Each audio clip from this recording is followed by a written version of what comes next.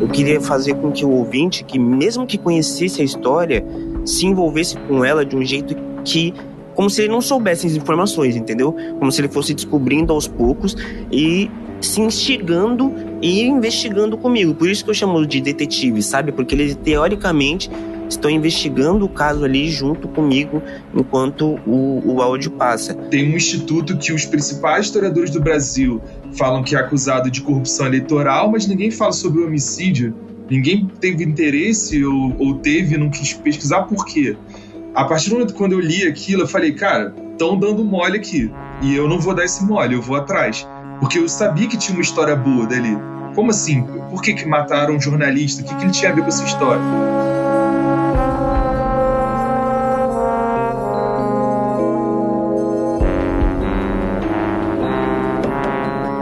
Olá, gente, como é que vocês estão? Eu tô aqui com o Rafael Alberti, do Espião Silenciado. Eu sou o Bruno, do Em Casa. E aí, Rafael, como é que você tá? Tudo ótimo, Bruno. Obrigado aí pelo convite, também HD1. Gostei muito da sua camisa aí, se eu não me engano, acho que é da Inter de Limeira, é isso? Tá, esse negócio da Inter de Limeira eu peguei do meu pai, mano. Meu pai é louco pela Inter de Limeira. Ele só anda de Inter de Limeira. Aí ele me deu umas camisas, eu uso aqui. Mas e aí, fala um pouco de você, cara. Fala um pouco do Espião. Então, bom, pra quem não me conhece, eu sou o Rafael Alberti.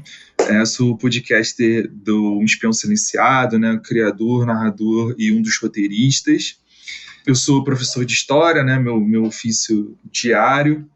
E, enfim, foi uma produção aí muito bacana, durou aí 1 ano e 3 meses para sair o podcast, né, para finalizar, e uma pesquisa maior ainda, assim, para fazer o livro, a dissertação de mestrado, que durou aí 10 anos e ainda continua aí pesquisando, né, um total de 12. Então, um processo, assim, muito árduo, né, solitário, uma pesquisa muito difícil e arriscada. Em alguns momentos sofri intimidações, mas nada que abale aí a vontade de se fazer justiça social nesse país e levar para o público uma história inédita e importante, que não se trata só de um caso de uma microesfera, né, um caso isolado de uma morte qualquer, mas também tem relações aí com a própria história do Brasil aí no pré-64. Você continua com a pesquisa, né? Eu continuo, porque durante as investigações, né, principalmente quando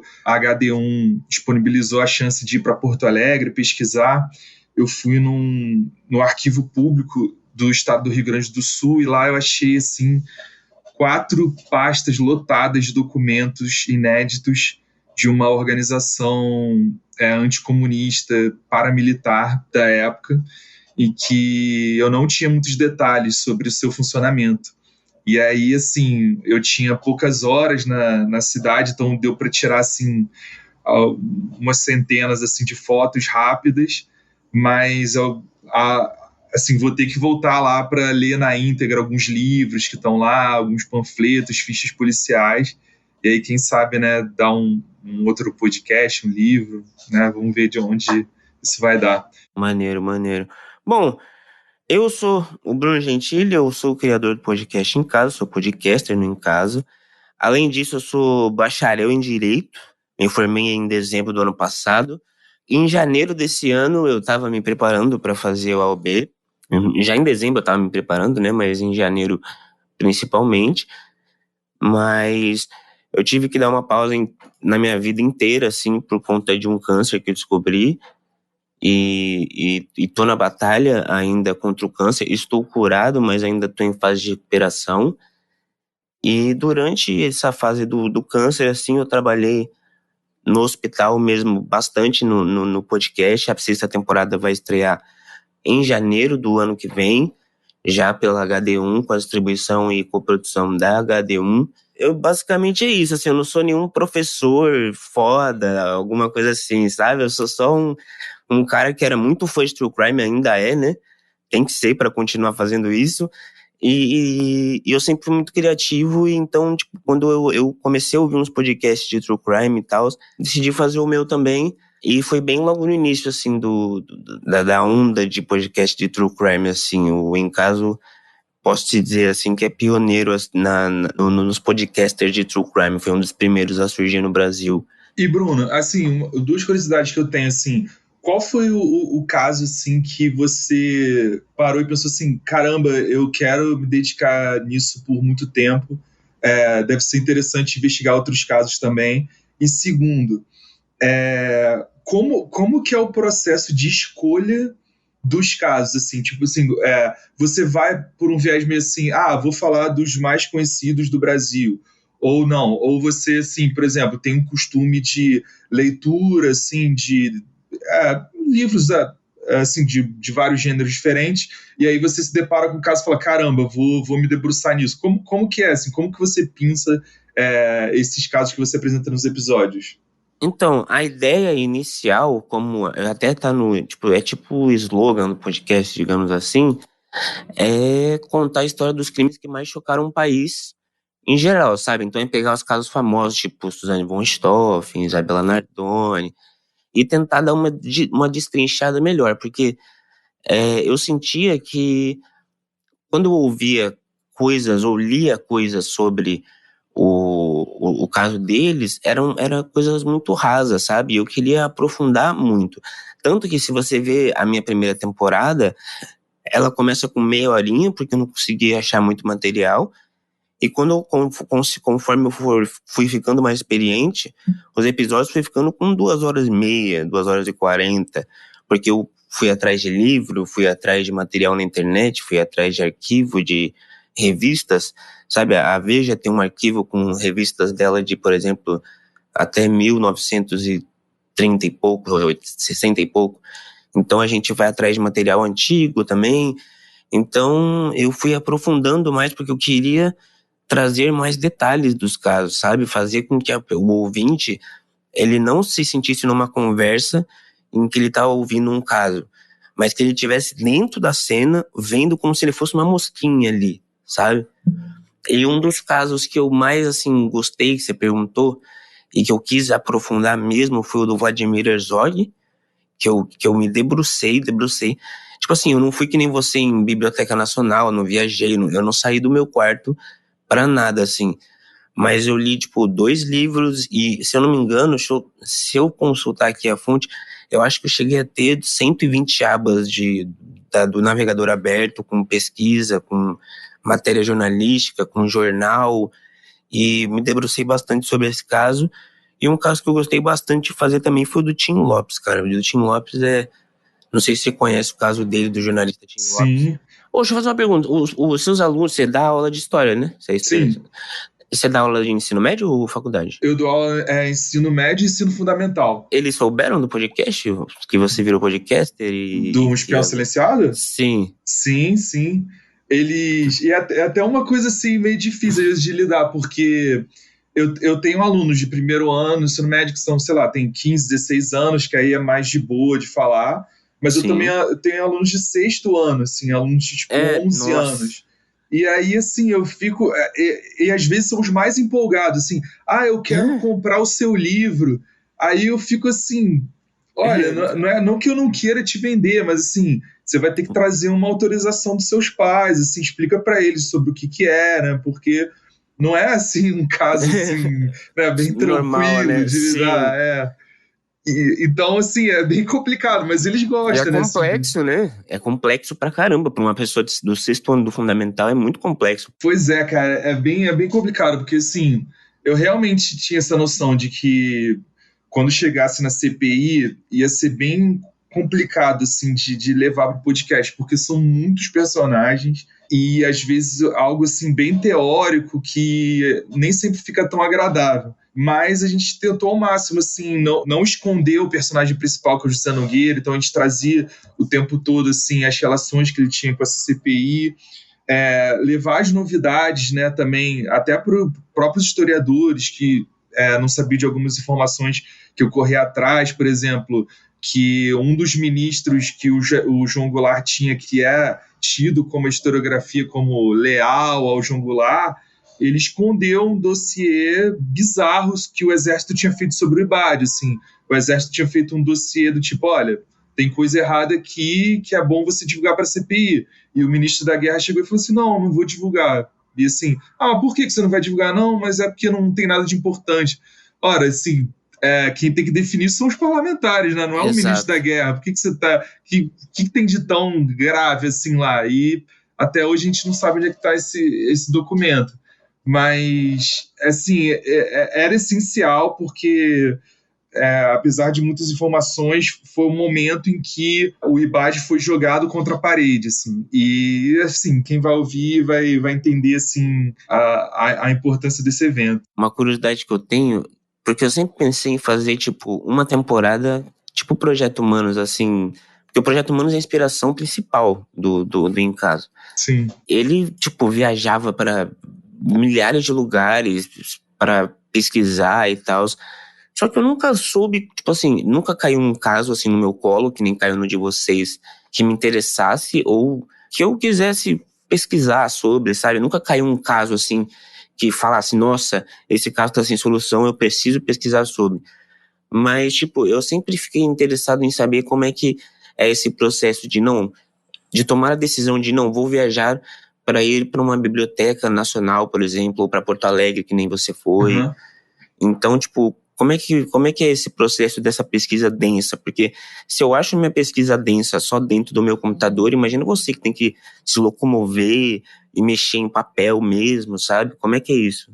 Eu acho assim, eu acho que tiveram duas fases. A primeira fase foi assim, eu sempre amei história e acho que dar aula para mim, assim, eu nem percebo que eu estou trabalhando. Isso é uma coisa que eu gosto muito e que em alguns momentos da minha vida já recebi propostas dentro da educação de trabalhar com outras áreas e eu não quis porque, assim, cara, o que adianta ganhar mais se você não faz aquilo que você ama, né? Se você vai ter um trabalho extremamente burocrático e pouco criativo.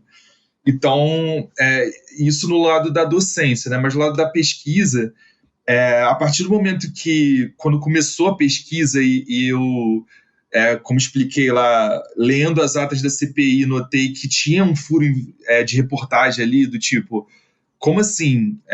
Tem um instituto que os principais historiadores do Brasil falam que é acusado de corrupção eleitoral, mas ninguém fala sobre o homicídio, ninguém teve interesse ou teve, não quis pesquisar por quê.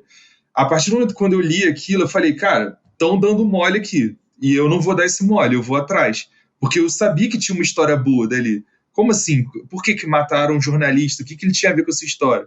Então eu sempre confiei muito assim, no potencial da história, mas a primeira fase dessa pesquisa densa era, assim, eu sozinho mesmo, assim, eu e minha família só, que acreditava em mim. E assim, pôde, até nos momentos que eu estava desempregado, financiar algumas viagens que eu falava, olha, é importante ir para esse lugar. É importante eu ir para Brasília porque lá tem o arquivo do ex-governador Carlos Lacerda e eu preciso checar algumas informações para saber se ele tem algum envolvimento nisso ou não. E esse arquivo não está digitalizado e eu preciso ir lá. Só lá que eu vou conseguir tirar essa dúvida. Então essa foi uma primeira parte, assim, de viagens, assim. São Paulo, que era, na época eu sou carioca, né, e na época eu morava no Rio, hoje eu não moro mais no Rio de Janeiro, eu moro em Pernambuco. Mas quando eu morava no Rio, era bem acessível eu viajar para São Paulo. Eu pegava um ônibus, mesmo desempregado, assim, não era tão assim, um custo absurdo.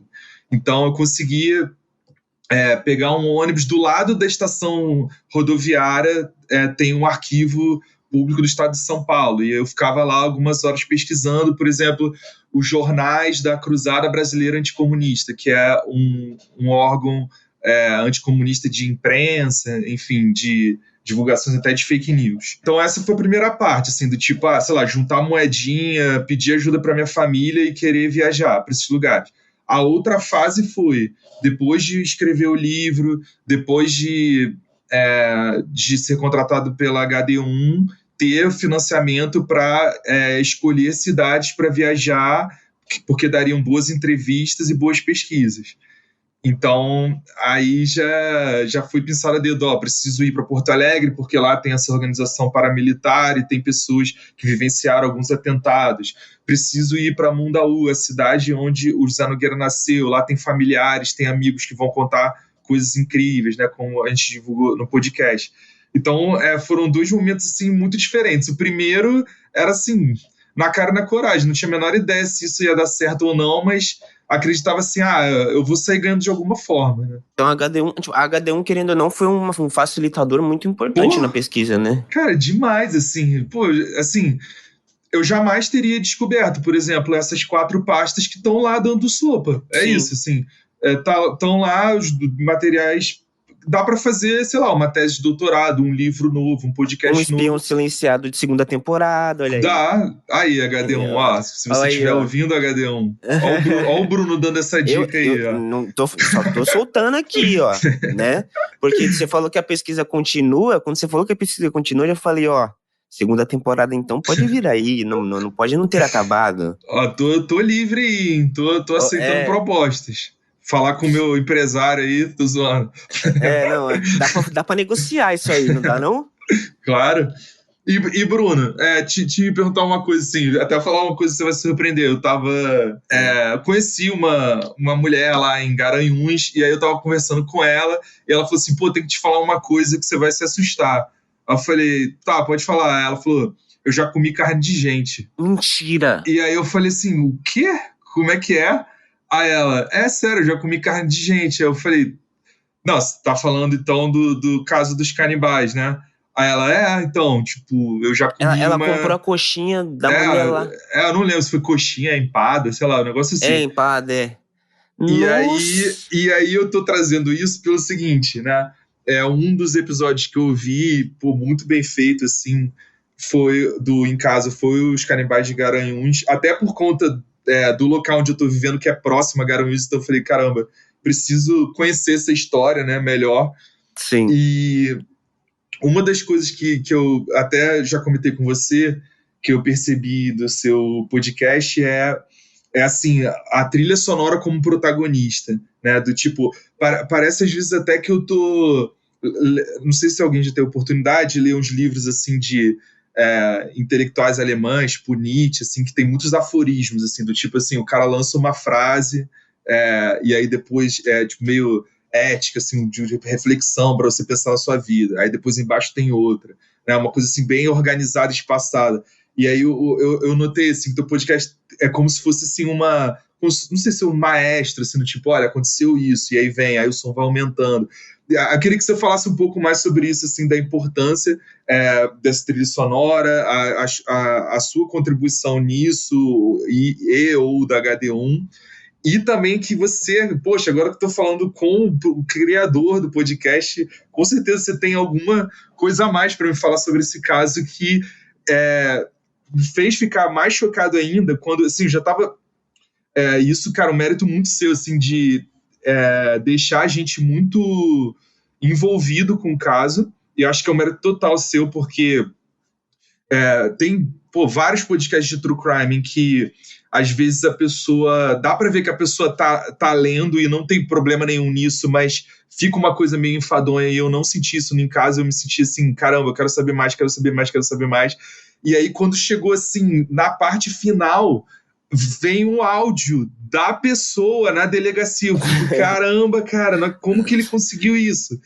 E, Cara, enfim, me conta aí sobre isso. acredite ou não, este áudio está no YouTube com imagens. Caramba.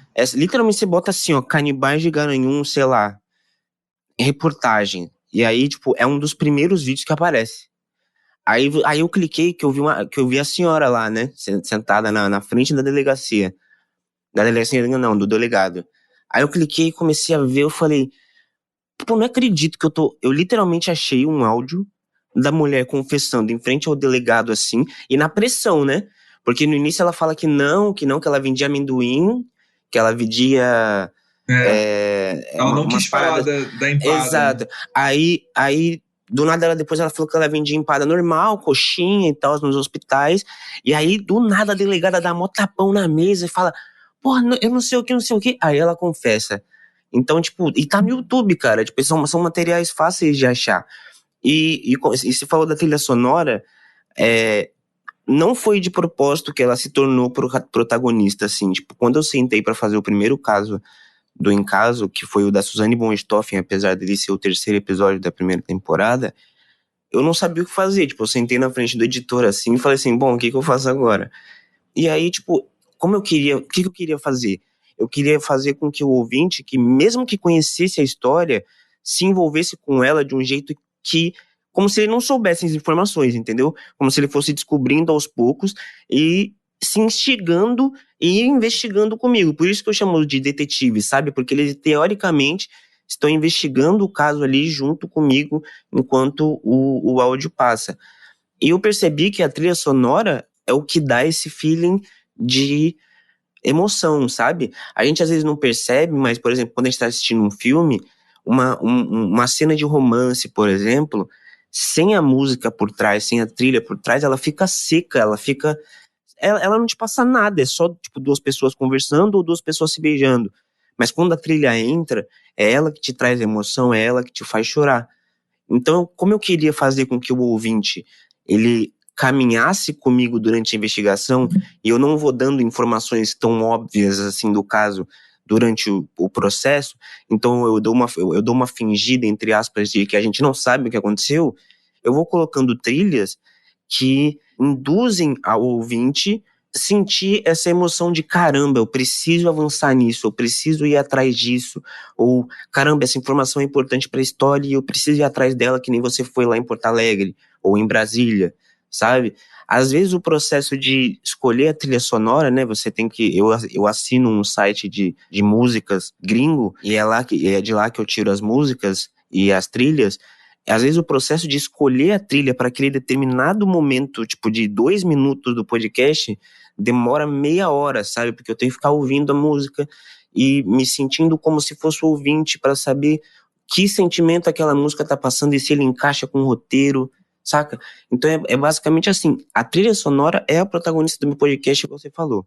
Não é como se for, como se ela fosse a protagonista, ela é a protagonista.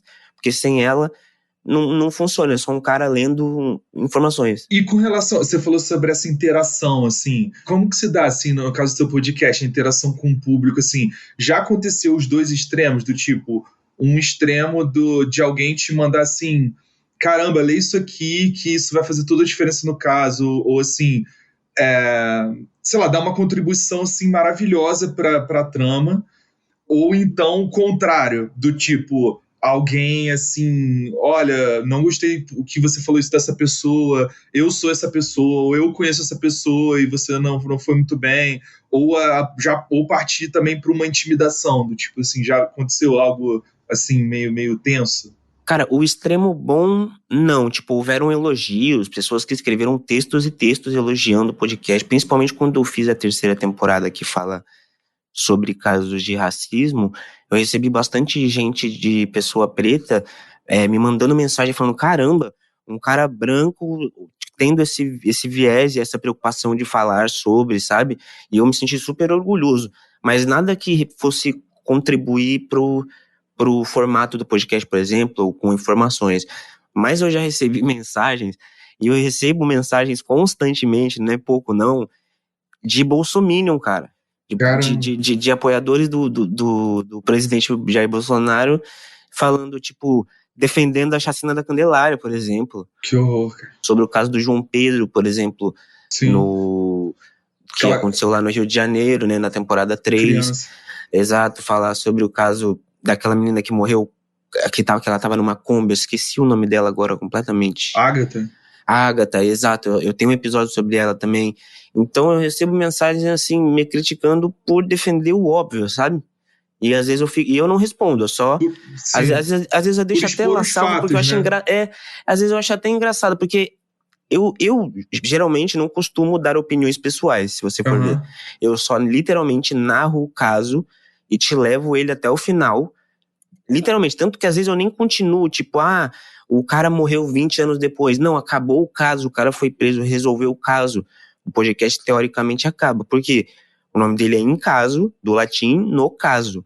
Então, o meu foco é focar no caso. Eu não quero saber do depois, sabe? Muita gente me cobra também. Você devia falar sobre o que aconteceu depois, eu senti falta disso, mas não é a intenção do podcast, sabe? Uhum. E às vezes eu tô só narrando os fatos e essas pessoas, né, de extrema direita já vêm me criticar por simplesmente narrar os fatos que eu Sim. encontrei nas pesquisas e que, tipo, são fatos comprovados e que não tem o que se discutir, mas essas pessoas insistem em dizer que não, Na verdade, sei lá, se a polícia ela agiu de uma maneira truculenta, ela não agiu. Enfim, eu recebo bastante mensagem nesse sentido, cara, é bizarro. Maldito mundo da pós-verdade, né? Que as pessoas contestam, tipo assim, o Exato. concreto, assim, tipo assim, cara, como que você quer polemizar isso? Tipo, sei lá, o João Pedro morreu. Não, ele não morreu. Caramba, cara, tipo assim, não tenho nem como... Você quer que eu Sim. fale o quê, cara? Tipo, se você acha que ele não morreu, então, né, assim, meu Deus. Então, a gente vive num mundo, hoje em dia, né, que é tipo tudo conspiração, né, tudo é uma grande conspiração no Exato. universo, assim, e principalmente desse pessoal da extrema direita, para eles tudo é que nem a fraude nas eleições agora, é o assunto do momento da extrema direita. É bizarro, cara, é bizarro pra mim E é um eu acho dilema. engraçado. E é um dilema, assim, né? Assim, como rebater isso? Porque, às vezes, você se sente meio atacado no exercício da sua profissão, né? Do tipo... Cara, já aconteceu já de, tipo, eu dar entrevista pra rádio, lançando meu livro, e ligarem pra rádio falando assim, esse espião aí era comunista. Aí eu, como assim, cara? Tipo... Não, e era assim, eu tinha acabado de lançar o livro, assim, eu falei... Aí a minha resposta foi assim, olha... Eu admiro, assim, porque esse cara ele deve ter comprado o livro hoje, deve ter acabado de ler o livro hoje e deve ter tirado essa conclusão que eu não sei de onde que ele tirou, mas assim... A aí eu conclusão que expliquei, você ó. menos tira é essa, né? Assim, impressionante, assim, a audácia, né? Lógico que, assim, ninguém aqui tá acima do bem e do mal, não, assim. Você pode pesquisar uma coisa por 12 anos e tá equivocado em alguma coisa. Você é ser humano, você erra.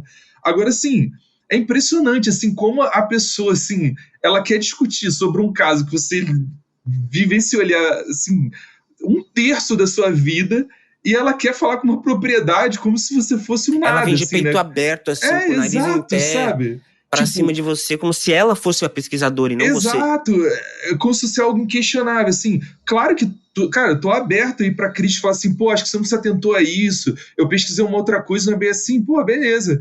Agora você, né, vem com uma postura, assim, muito arrogante, né, e de, assim, não é bem assim só porque não agrada o meu espectro político. É uma postura de adversário mesmo, como se você fosse o inimigo, né? Tipo, ela te Sim. olhou, ela entendeu que talvez você tenha um viés um pouco pra lá e ela é de cá. Então, tipo assim, a partir desse momento você é meu inimigo e eu preciso falar com Sim. você de um jeito que eu tô te atacando.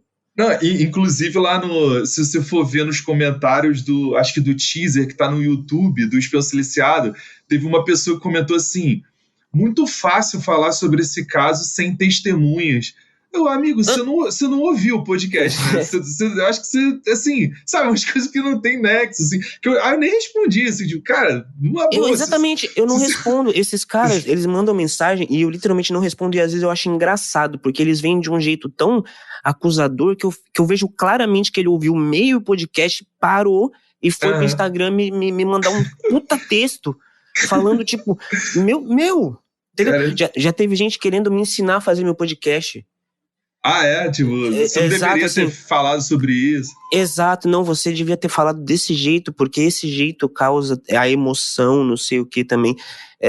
Lógico, isso não tem a ver com nenhum aspecto político, mas a pessoa se sentiu no direito de olhar o podcast e falar, não, eu aqui sentado ouvindo o podcast, eu não produzo nada, mas esse podcast está errado no jeito de produzir e de editar, então eu preciso ensinar essa pessoa. E ela falava, eu me coloco à disposição se você quiser e tal. Aí você abre o Instagram da pessoa, a pessoa não tem nenhum tipo... Experiência, né? Exatamente, sabe? Nenhuma coisa pra agregar. Ela só literalmente quis criticar alguma coisa ali. E ela foi lá e criticou. E, Bruno, assim, com relação, assim, aos casos, assim, porque...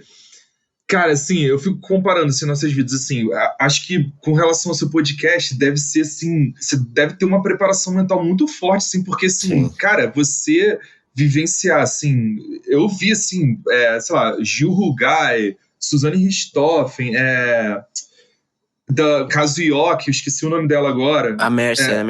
A Mércia, não, da caso do descendente da Ioki. Ah, sim, eu sei. Esqueci o nome dela, cara. Pô, é tanto caso que eu esqueço os nomes, mano. Enfim, teve documentário Netflix também. Sim.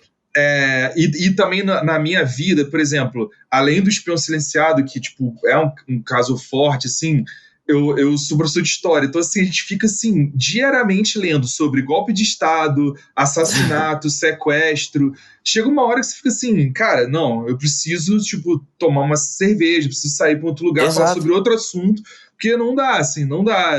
Eu preciso falar de outras coisas. Teve algum caso, assim, por mais que você já esteja calejado, assim, com esse trato, que você, tipo assim, caramba, peraí, preciso levantar da cadeira, tem que, sei lá, ver um jogo de futebol, fazer outra Todos, coisa, todos da porque terceira temporada, cara. Todos da terceira temporada que é sobre racismo. Todos.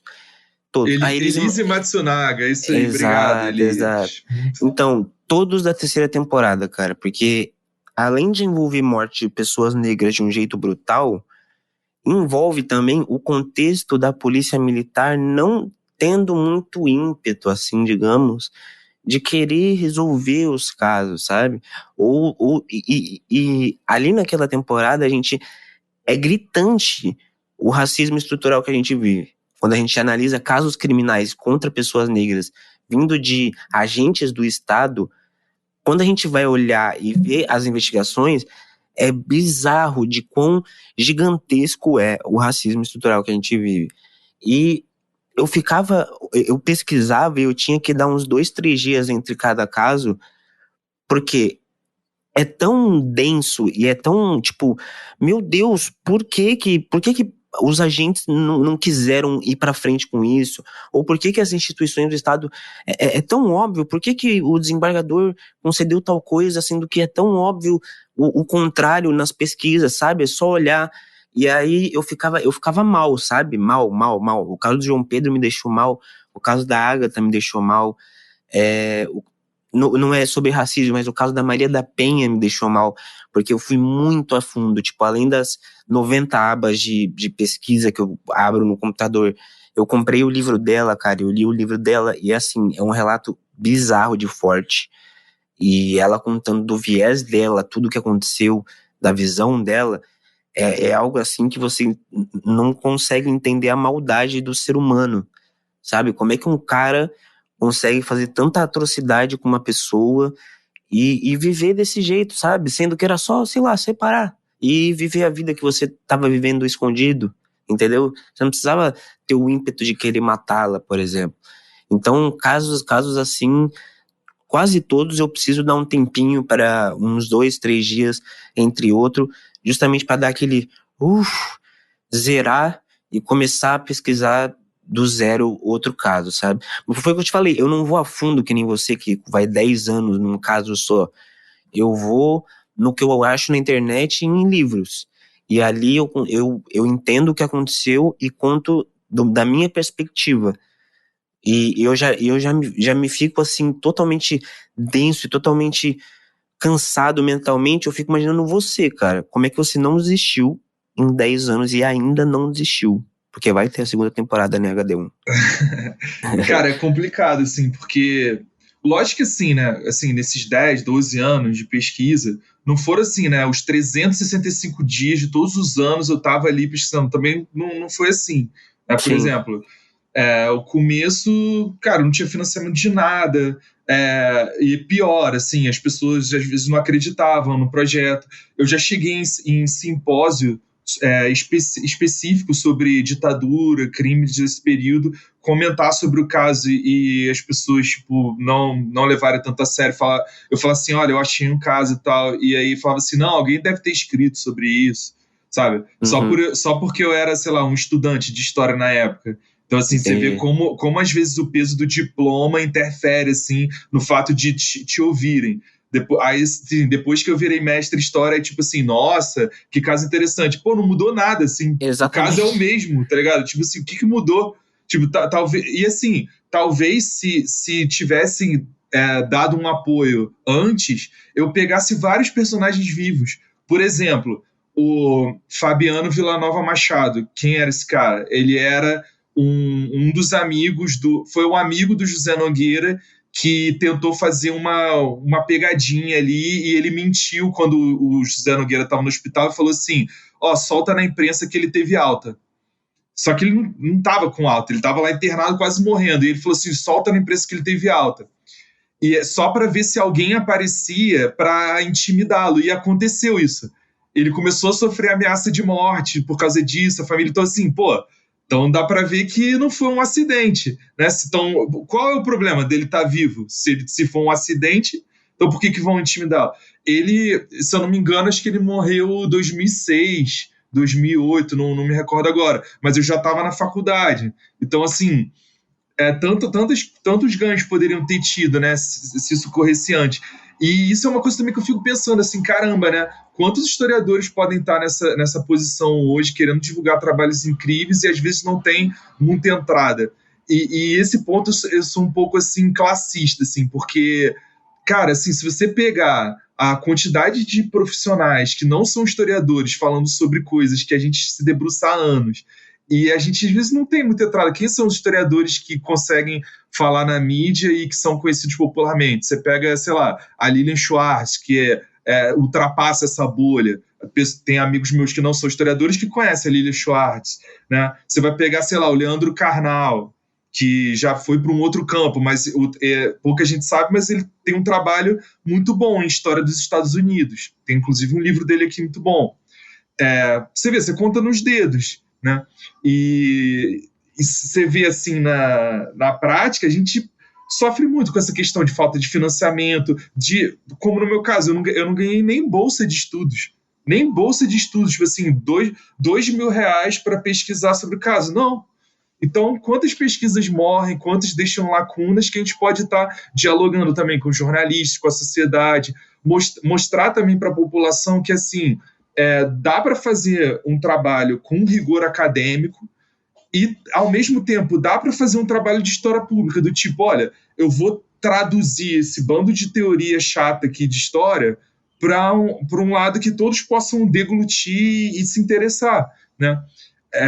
Então acho que é importante essa aproximação, assim, tipo, tá conversando contigo, ter feito um podcast na HD1 pra gente mostrar que, assim, cara, a gente dá para ensinar história a partir do true crime.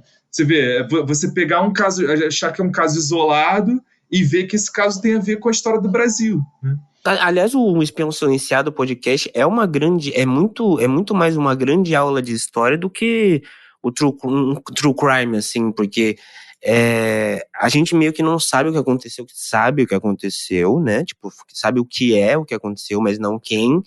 Mas a grande parte dos episódios é falando sobre história pré-ditadura, sobre ditadura.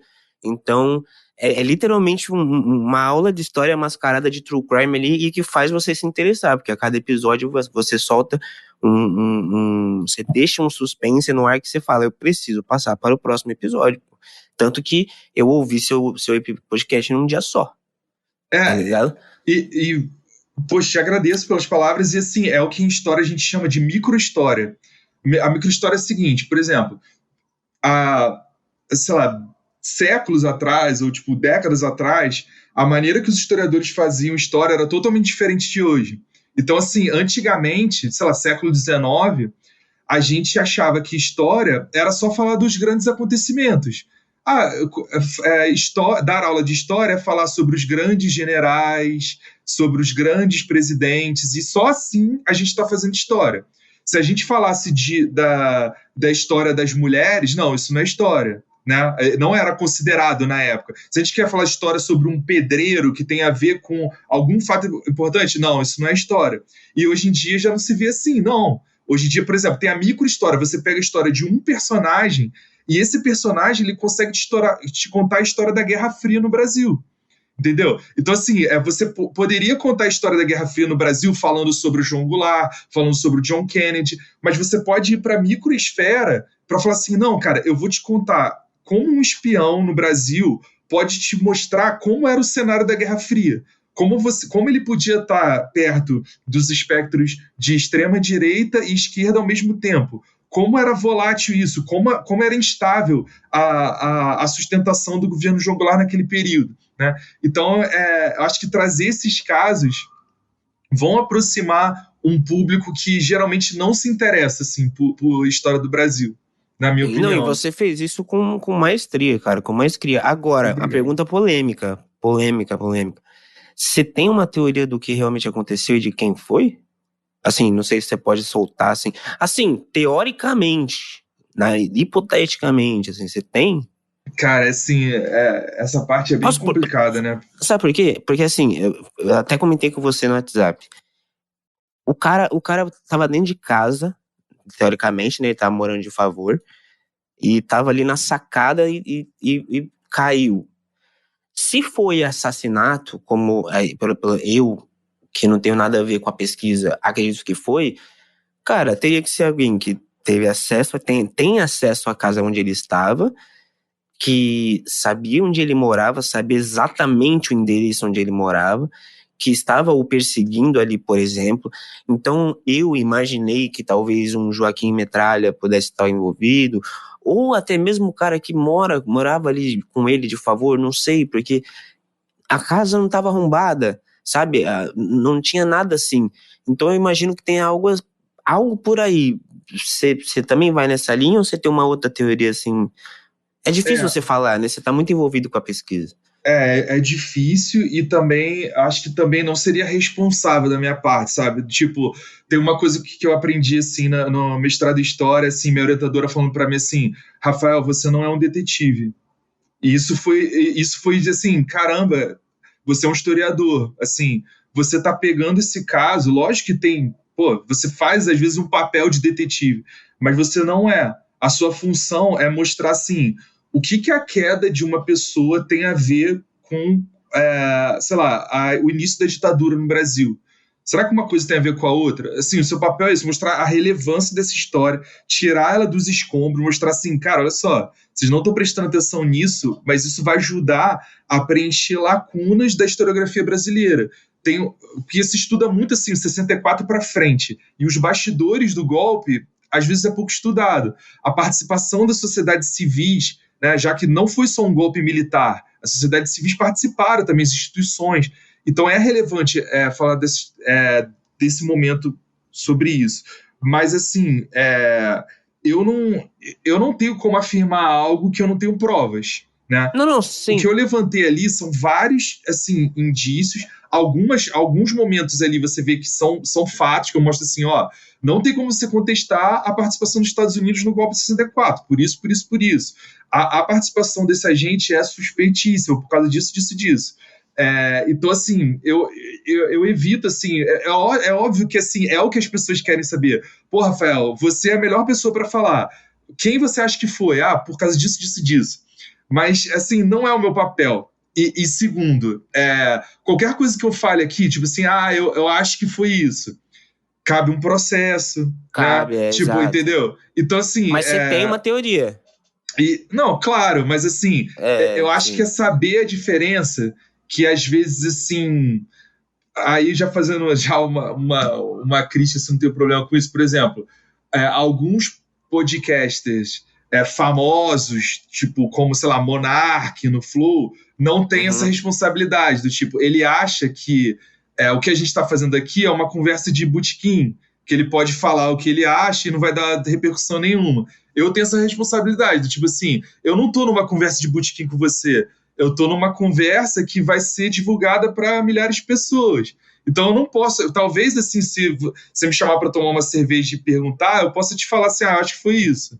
Mas assim, aqui eu tenho um papel assim, tipo, olha, a gente tá como assim, A gente tá conversando, mas tem muita gente ouvindo, né? exato. De certa forma, você querendo ou não, você está influenciando algumas pessoas a dar um norte para pesquisa, para assim, o que elas podem fazer, uma pessoa que queira fazer um podcast igual a gente. Então, assim, eu não posso ser irresponsável nesse ponto. As pessoas querem que seja o Joaquim Metralha, então eu vou falar que foi ele, porque vai pegar bem. Porque ninguém gosta, ninguém vai gostar dele mesmo, então, cara, não dá. Tipo assim, o cara tem filho vivo, Uhum, sabe? entendi. Assim, eu não posso exercer esse papel. Agora, o que eu posso dizer é o seguinte: o que você falou, né? Com certeza, o Fernando, né? Suspeitíssimo. Né? Como, Total. como, como que uma pessoa está no mesmo apartamento de alguém que sofreu uma queda e continua dormindo, não ouviu nada. Depois que sabe disso, começa a chorar, tem uma crise nervosa, como se fosse algo forçado, né? É Sim. muito suspeito. O relatório da polícia falando que ele era de inteira confiança, né? Exato. Que tipo de detetive faz um relatório como esse, um registro de ocorrência como esse? O que ele quer passar com essa frase? Como se fosse assim, ó, acreditem em mim, acreditem nele, não investiguem mais. Se ele tá falando e ele tava lá, é o suficiente, né? É Sim. claro que isso é suspeito. É óbvio que, poxa, Joaquim Metralha Tem todos os devera motivos do suspeito, mundo, né? mas eu tomei esse cuidado assim, no podcast, do tipo, olha, eu não coloquei assim, os suspeitos. Eu coloquei os suspeitos levantados pela imprensa da época. Porque, assim, ó, eu não tô tirando isso da minha cabeça. São as pessoas que foram vinculadas.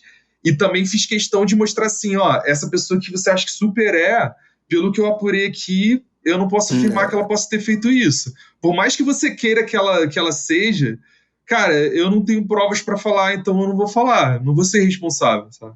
Perfeito, não, você se protege total no podcast e é o Sim. correto. É o correto, como você falou, o Monark lá no Flow que fala abobrinha e acha que, tipo, não vai dar em nada, sabe?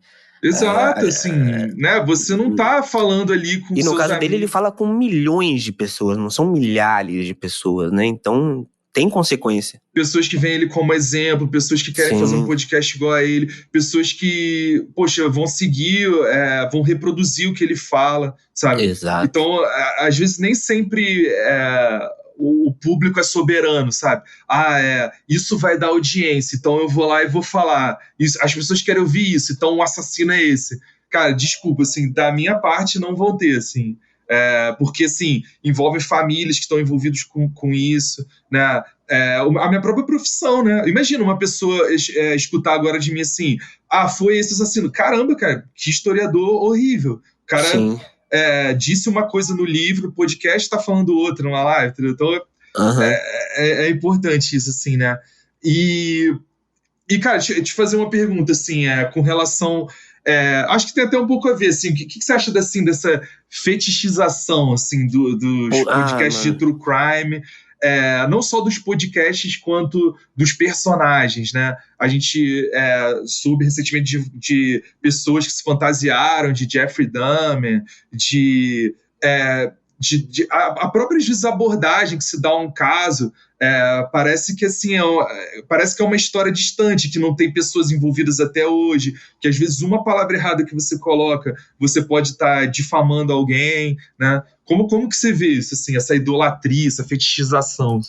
Então, eu acho que é meio doido, porque, tipo assim, o true crime, ele tá crescendo muito no Brasil, e naturalmente, assim como é nos Estados Unidos, que já é uma cultura muito grande, ele tá crescendo como um entretenimento. Você vê um documentário, você ouve um podcast pra se entreter ali na história, se envolver numa história. E as pessoas acham que o true crime como entretenimento, né, o crime como entretenimento é como o filme como entretenimento, o filme normal, né, de romance, é o filme de suspense como entretenimento, daqui que você pode criar, por exemplo, merches, né, camisetas, ou você pode se fantasiar, você pode entender aquilo como uma cultura normal da sociedade. Não. O true crime como entretenimento, além dele ser entretenimento, ele tá ali como um memorial, por exemplo, para as vítimas, ou para não deixar morrer aquela história. Então, as pessoas no Brasil ainda, e nos Estados Unidos também, às vezes não separam esse entretenimento do crime do entretenimento comum, entendeu? E é bizarro, porque, por exemplo, uma pessoa se fantasiar de Jeffrey Dahmer, ela está desrespeitando 17 famílias, além das 17 vítimas que sofreram e sofrem até hoje. Se você vê o documentário e não a série de ficção do Netflix sobre o Jeffrey Dahmer, cara, no julgamento, algumas famílias tentaram matar o Jeffrey Dahmer durante o julgamento, de tanto que elas estavam sofrendo na frente de policiais e juízes. Então, assim, para você ver, uma pessoa, para ela estar sofrendo tanto a ponto dela tomar a decisão de tentar matar um cara na frente de polícias e juízes, é porque ela está sofrendo muito com aquilo.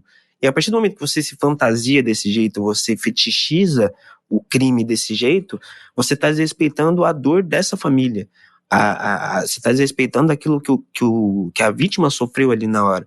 Então, para mim, é algo bizarro, sabe? Uma coisa é eu criar, por exemplo, uma camisa do meu podcast, que aí a pessoa gosta do meu trabalho, ela gosta do meu Exato. projeto. Outra coisa é eu criar uma caneca, por exemplo, citando alguma frase bizarra do Jeffrey Dahmer, sabe? Eu acho que é esquisitíssimo e extremamente desrespeitoso, sabe? Eu lembro do fenômeno do Narcos. Depois, o Narcos, aquela série que fala sobre o Pablo O Pablo Escobar, né? Escobar, Eu sim. lembro de várias pessoas com camisa, assim, do Pablo Escobar, como se fosse, assim, romantizando ele, como se fosse Sim. algo assim... Como se o ele pai... fosse o patrão mesmo, que nem falam na série. eu acho que teve esses dois lados. Teve um lado do tipo assim, olha que bandido incrível, e o outro assim do tipo, o pai dos pobres, sabe? Ele faz isso, mas ele dá dinheiro pra favela e tal, e tá tudo bem.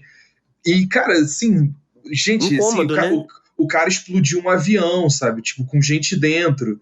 Assim, eu acho que tem um limite, assim. Acho que você pode ter críticas e, assim, não tenho vergonha nenhuma de falar, assim, assim, sou uma pessoa de esquerda que me envolvi com militância de esquerda, mas assim, eu acho que tem um limite, né, do aceitável, assim, por mais que tenha algumas relações de grupos guerrilheiros com um cara, assim, você, tipo, usar uma camisa, você passar uma mensagem, né? É como se você passar uma mensagem assim, eu gosto dessa pessoa, né?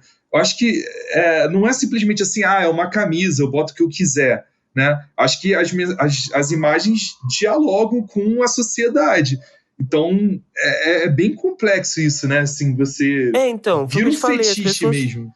as pessoas não conseguem separar que, tipo assim, elas estão ouvindo uma história, mas é uma história que envolve vítimas que provavelmente, na maioria das vezes, sofreram de uma maneira bizarra até chegarem ao óbito, e depois tem a consequência depois, com as famílias sofrendo a dor de terem perdido um ente querido de uma maneira tão brutal. E aí, quando elas pegam o assassino dessas vítimas e botam numa camiseta e desfilam por aí, elas basicamente estão declarando publicamente apoio a esse cara, querendo ou não indiretamente. E aí você faz o que com a família das vítimas quando ela passa na Sim. rua, por exemplo, e olha uma camisa dessa? É que eu acho Sabe? que no fundo a pessoa pensa assim, não, mas eu tô idolatrando a série. Pô, cara, mas a série fala de um personagem real, né? Tipo assim, você Exato. tá. Entendeu? A pessoa não consegue separar que é um entretenimento, mas é um entretenimento real, sabe? É algo que aconteceu no mundo físico, que você pode ter notícias e tem reportagens. Não é algo que é um crime que aconteceu numa série de ficção. Não é um crime inventado por um roteirista. É um crime que saiu da mente de um psicopata bizarro que comia gente. E aí você vai lá numa festa de Halloween se fantasia de Jeffrey Dahmer, sabe, que armazenava carne de gente humana no freezer, entendeu? Eu não entendo como as pessoas não conseguem separar, mas tem pessoas que não têm esse feeling de entender que o true crime como entretenimento, ele é só o true crime ali como entretenimento, ele não pode extravasar e virar um entretenimento como outras coisas são, ele não pode virar produto, ele não pode virar merchandising, sabe? E eu acho que mais do que entretenimento também, né? Alguns podcasts são verdadeiros documentos históricos, né? Para você, no futuro, quando você quiser saber sobre algum evento histórico, você falar, caramba, escuta Exato. esse podcast que você vai entender melhor. Mas, sei lá, a ditadura não matou ninguém. Cara, escuta esse podcast aqui, ó. Você vai ouvir relatos e tal.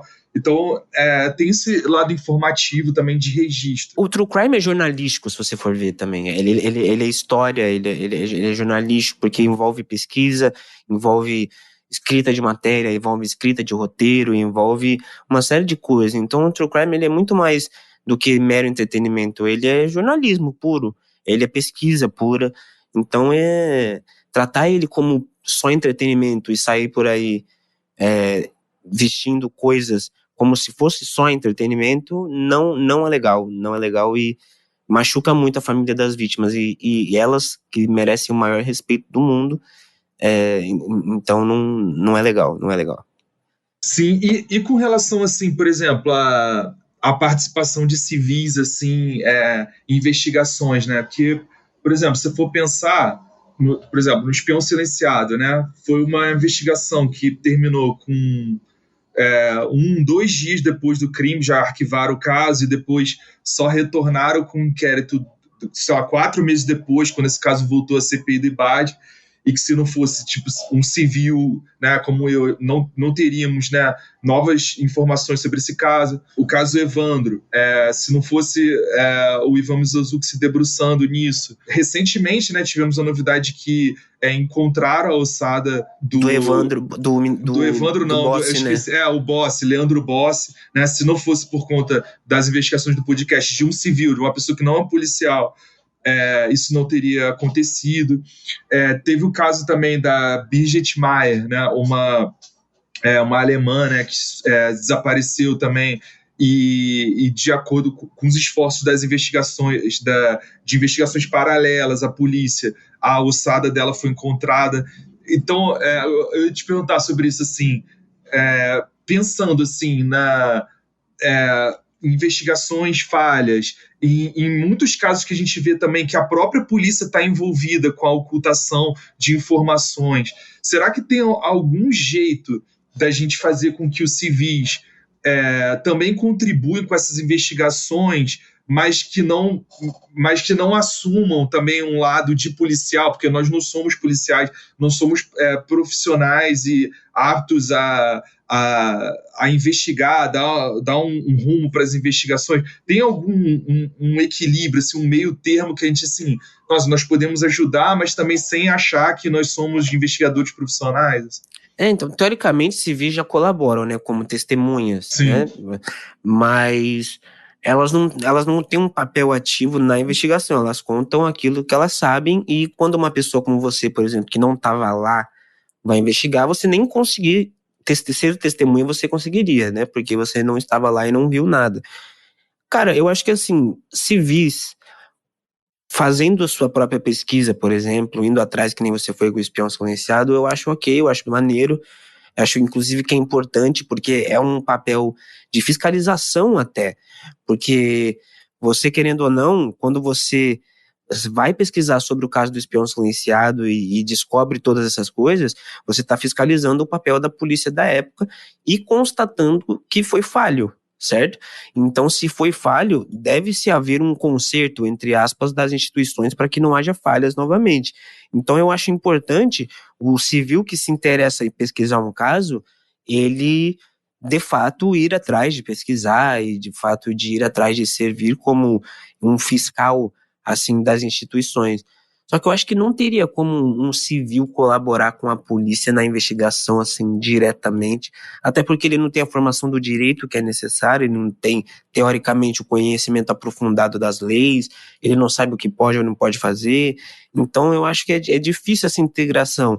Mas eu acho que o civil que deseja fazer a sua própria investigação do jeito que você fez com o espião, do jeito que o Mizanzuki fez com o caso Evandro, por exemplo, e que outros gringos já fizeram e resolveram crimes, como esse caso da Alemanha, eu acho super interessante e importante justamente para fiscalizar o trabalho da polícia, né, querendo ou não, que é um órgão do Estado e que, como todo órgão do Estado, precisa ser fiscalizado por nós cidadãos, né? Cara, exatamente, né? É um assunto muito delicado, que eu fico pensando assim também, né? Se dão uma margem de abertura também para os civis nesse processo de investigação, pode surgir também muita gente querendo atrapalhar as investigações, com certeza, né? com Tipo certeza. assim, não, olha só, eu também eu fiz um podcast aqui, eu vou ajudar.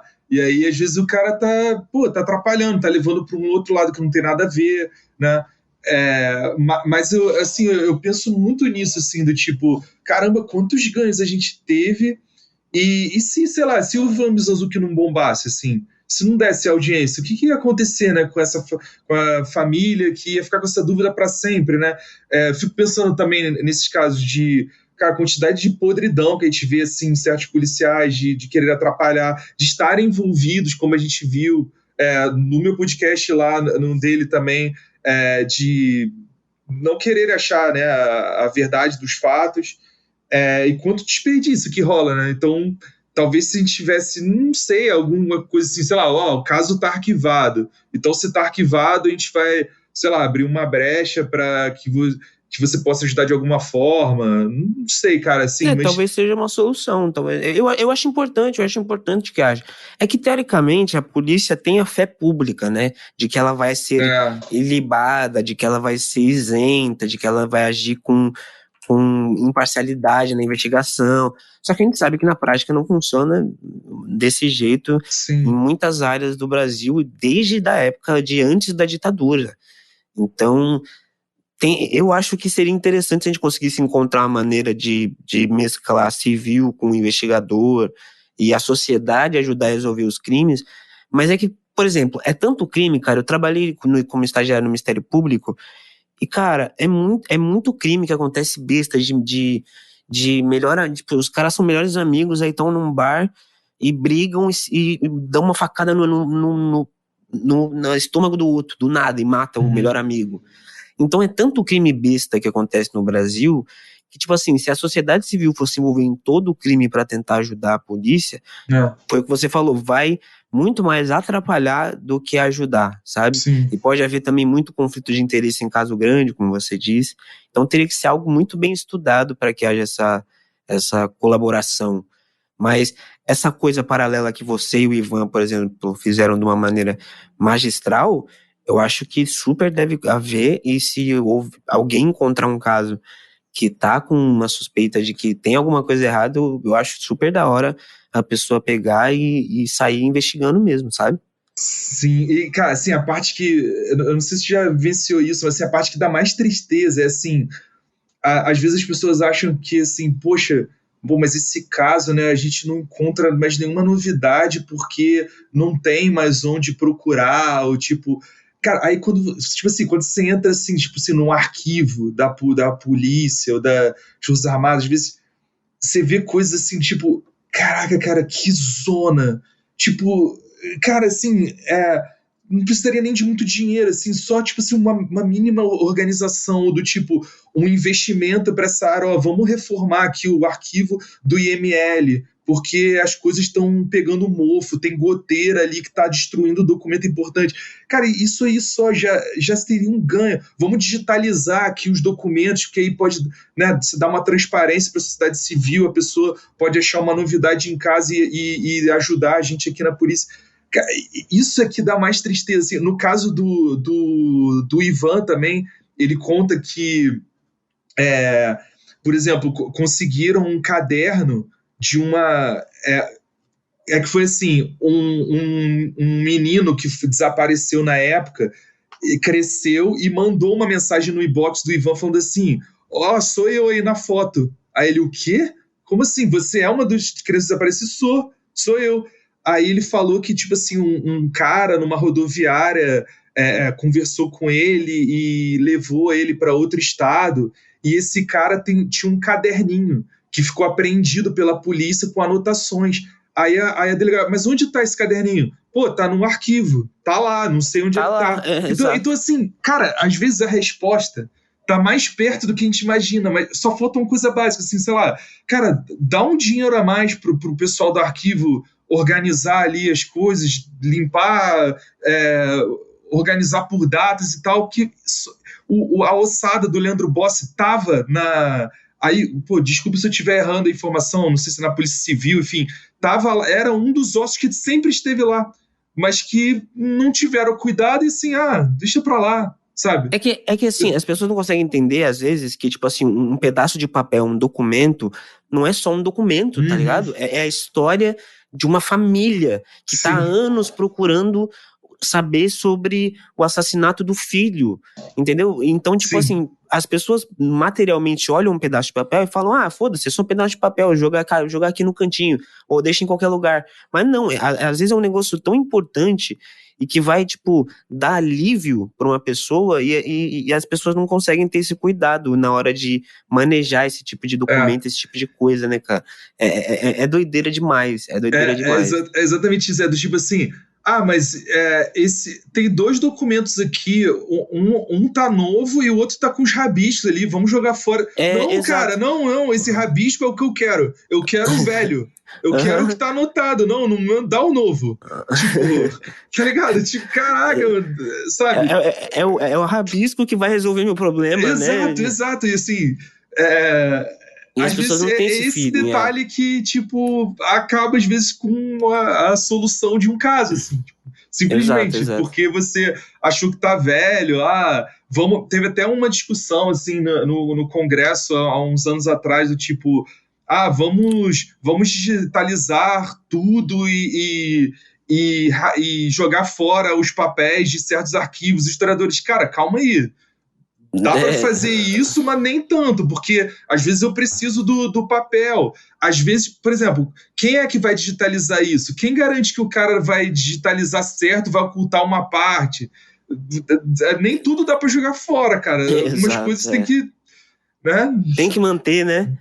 Tem que manter. Eles falam assim, não, mas tá na época da tecnologia, a gente tem tudo no computador. Tá, cara, algumas coisas dá pra gente ficar só no digital. E se o cara, tipo, né, como a gente vê agora, final do governo Bolsonaro, em alguns momentos o site do Arquivo Nacional, que é responsável por crimes da ditadura, saiu, né, do ar. E aí o que você faz? Se você não tem o papel, se você não tem... Você fica dependendo da boa vontade do cara lá disponibilizar o site para você pesquisar, né? Então... Perfeito. São detalhes muito importantes, cara. Sim.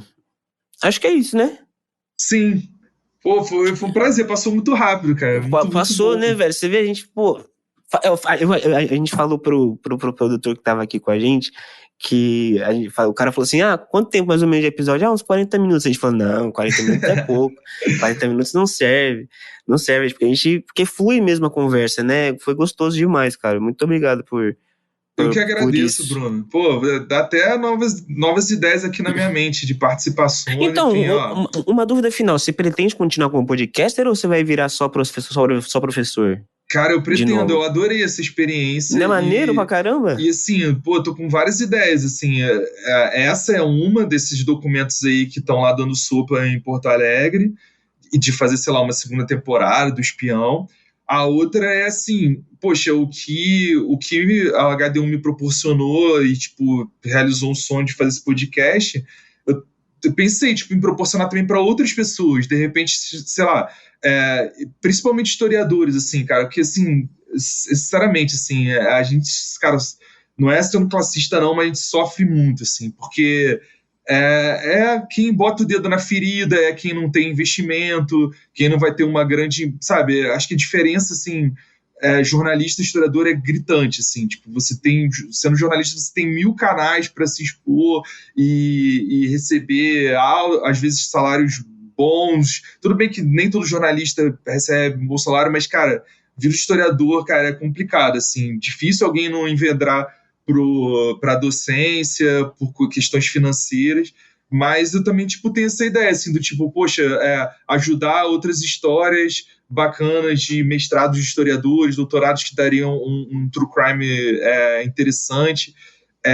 Recentemente fui chamado para compor como colunista de um site chamado História da Ditadura, que tem, assim, mais de 100 pessoas envolvidas, com os principais especialistas no caso. Quem idealiza o site é o Paulo César Gomes, que já ganhou um prêmio Jabuti pela sua pesquisa. O cara pesquisa espionagem na França, enfim. E tem histórias incríveis que só estão esperando, assim, alguém acreditar nelas. Sim. E, pô, tô de super disposição, sei lá, entrar como roteirista ou ajudar a que outros historiadores também ganhem esse espaço. Narrador também, sua voz é boa, pô. Pô, você acha, cara? Tem que aprender. Eu te ouvi por 8 episódios, eu te ouvi por umas 4, 5 horas seguidas e, perfeito. Não, mas você tem que me ensinar umas técnicas aí de persuasão, cara, ensinar? do caso. Tem. Cara, se tem uma coisa que eu não tenho, minha voz é voz de narrador. Tanto que a trilha sonora é protagonista do meu podcast, não sou eu. Ou então seria uma grande honra de fazer um feat aí, pegar um caso aí que você escolher numa temporada e participar aí com comentários. Nossa, agora você mexeu comigo. Desculpa estar me oferecendo, mas não, que isso, uma honra pra mim. Uma honra pra mim, com certeza vai acontecer, Mas é isso, você tem planos então de continuar como podcaster? Vai vir a temporada, se Deus quiser, do Espião Silenciado, a segunda temporada. E também o Em Caso Agora vai estrear em janeiro, no dia 15 de janeiro, já temos data para a estreia do podcast, dia 15 de janeiro. Então, eu acho que é a próxima estreia da HD1 depois do Espião, não sei se vai ter outro no meio, provavelmente é a próxima. Então estou ansioso para, espero honrá-lo, espero honrar a Claro. qualidade do podcast do E Espião Bruno, Silenciado. não dá para adiantar nada não, uma coisinha só ou tá 7 chaves assim, os temas? Cara, assim, você quer um caso que vai ter o Bandido da Luz Vermelha, ó. Olha, maravilhoso. E o da hora é que, assim, o Em Caso vai acontecer umas coisas que vai mudar de formato, digamos assim. Teoricamente, você viu lá, episódio de 2 horas e 40. Agora vão ser, talvez, 4 episódios, 5 episódios do mesmo caso. Então, talvez tenha mais episódios, tenha menos caso, mas talvez tenha mais episódios pra acontecer. Então, talvez role um negócio aí assim, entendeu? Olha aí, ouvinte, já tô tirando algumas coisas aí do Bruno, hein? Não, então, mas chega, senão, vamos encerrar, senão ferrou. Senão acaba com todo suspense. Mas é isso, cara, muito obrigado, foi um prazer estar aqui e vamos marcar mais aí de conversar e o feat vai rolar em algum momento, hein? Se prepare, ouvinte.